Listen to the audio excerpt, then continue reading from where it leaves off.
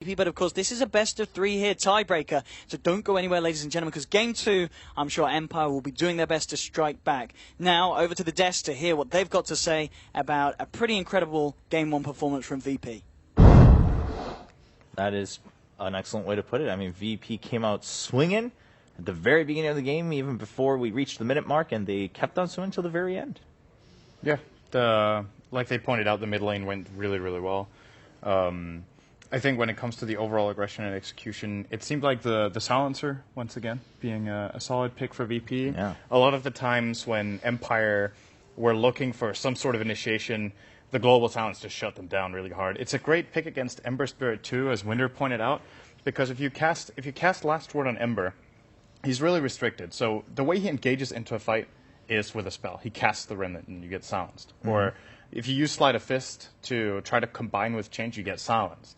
And then, in addition to that, if you then somehow manage to not get silenced by a Last Word and you do engage, you can just get globaled when you're in the middle of the team, and no one can really help you out. So VP, once again, showing why Silencer is a big pick for them. They made it work very well. And, yeah, as another thing the casters pointed out, the cores of VP really brought their A game. Yeah. Happy they went with that Silencer. And they kind of show a bit that doesn't have to be Illidan. Mm-hmm. Him and G both seem to pull it off very well. He outclassed Shadow Fiend in that matchup.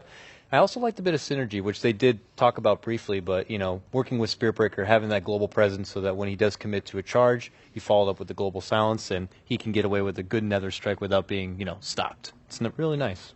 Yeah, that's true. Winter, what is your assessment of VP and, on the other side, Empire?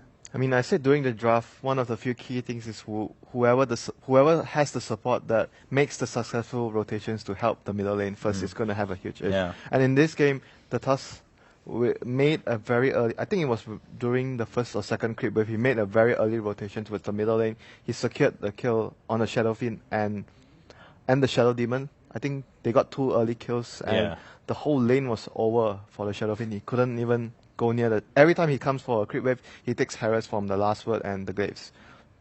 I mean, the lane was just awful for the Shadow Fiend from start until like even 10 minutes. Yeah, it's surprising to hear that, because generally, I mean, that's what we always said kind of was the advantage of getting that Shadow Fiend on the Radiant side. It's like, oh, well, if one thing slips up, you can climb back in. But VP made sure that option wasn't there. CIS Dota is not as forgiving. So. Yeah, it definitely did. What was the kill? It was 3-0 at like what? Before a minute. It was like 50 seconds. Yeah. Yeah. And the funny thing is, though, we're saying Shadow Fiend had a really hard lane and he was struggling. Mm-hmm. He still had about the same net worth as the Silencer. That is true. I think 12 or 15 or something. But that's not what Shadow Fiend is supposed to. Like, that's the problem. Imagine if that gang didn't have